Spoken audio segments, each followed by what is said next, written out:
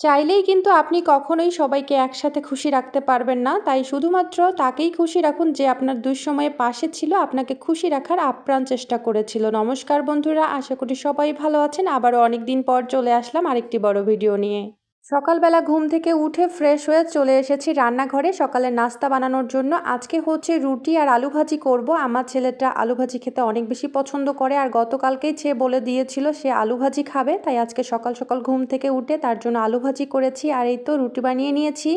নাস্তা বানানো শেষ করে ছেলে আর ছেলের বাবাকে ঘুম থেকে উঠিয়েছি, তারপরে তাদেরকে নাস্তা দিয়ে আমি নাস্তা করে চলে এসেছি আবারও দুপুরে রান্না বান্না করতে। আজকে আমি সজনা দিয়ে মসুর ডাল রান্না করব, তার জন্য এখানে ডাল আর সজনা সেদ্ধ দিয়ে দিয়েছিলাম। আর সজনা দিয়ে মসুর ডাল খেতে কিন্তু বেশ ভালো লাগে, আপনাদের কেমন লাগে অবশ্যই জানাবেন। সারা বছরে সজনা পাওয়া গেলেও কিন্তু সিজনাল সজনাগুলোর আলাদা রকম একটা টেস্ট থাকে। সজনার কিন্তু অনেক পুষ্টি গুণাগুণ আছে যা আমাদের স্বাস্থ্যের জন্য অনেক ভালো, তাই সিজনের সময় সজনা খাওয়ার চেষ্টা করবেন।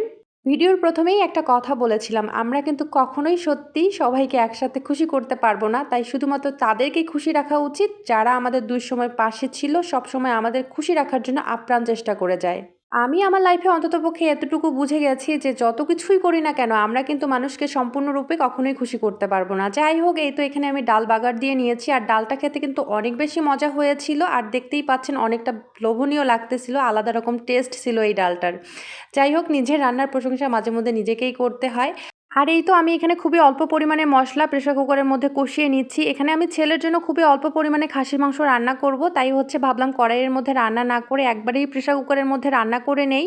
যেহেতু একটা বড় ভিডিও তৈরি করতে অনেক বেশি সময়ের দরকার হয়, আর সেই সময়টা আসলে আমি দিতেই পারতেছি না, আমার ছেলেকে আলাদা করে এখন অন্যরকম একটা সময় দিতে লাগতেছে। এই তো আমি হচ্ছে মাংসের মধ্যে কয়েকটা আলু আর টমেটো দিয়ে দিয়েছিলাম, তারপর লাস্টের দিকে জল দিয়ে প্রেসার কুকারটা ঢেকে দিলাম। আর এই মাংসটা কিন্তু এরকম করে রান্না করার পরেও কিন্তু টেস্ট হয়েছিল। যখন আমি ছেলেকে খাওয়াচ্ছিলাম তখন আমিও একটু টেস্ট করে দেখেছিলাম। মাঝে মধ্যে ছেলের খাবারও কিন্তু আমি খেয়ে দেখি, আমার মতো কে কে আছেন অবশ্যই জানাবেন।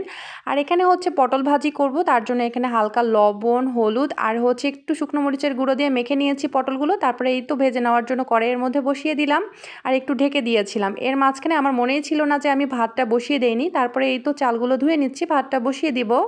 রাইস কুকারে ভাত রান্না করা কিন্তু বেশ সুবিধার, কেননা ওখানে এক্সট্রা কোনো খেয়াল রাখতে হয় না, শুধুমাত্র একটু জলটা মেপে দিলেই হয়ে যায়, ওখানেই একা একা ভাত হয়ে থাকে।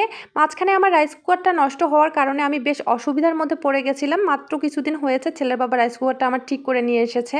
ভাতটা বসিয়ে দেওয়ার পরে এখানে ছেলে আর ছেলের বাবার জন্য আমি হচ্ছে তরমুজ, বিটরুট আর আপেলের একটা জুস বানিয়ে নিয়েছিলাম। ছেলেটা আমার অসুস্থ হওয়ার পর থেকে ছেলের বাবা হচ্ছে দিনের বেলা বাসাতেই থাকে, যার কারণে আমার বেশ সুবিধা হয়, কারণ ছেলের অনেক কাজগুলোই সে করে দেয়। আর এই যে দেখেন বিছানার কি অবস্থা, বাবা ছেলে মিলে কি করে রেখেছে। আমি তারপরে হচ্ছে বেড কভারটা চেঞ্জ করে নিলাম। আর বাবা ছেলে দুজনকেই স্নানে পাঠানোর পরেই কিন্তু আমি রুমটা পরিষ্কার করে নিয়েছি, আর আমার রান্নাবান্না তো কমপ্লিট, এখন দুপুরের খাওয়া দাওয়া করা হবে। এই ছিল সব মিলিয়ে আজকের ভিডিও। সবাই ভালো থাকবেন, ধন্যবাদ সবাইকে।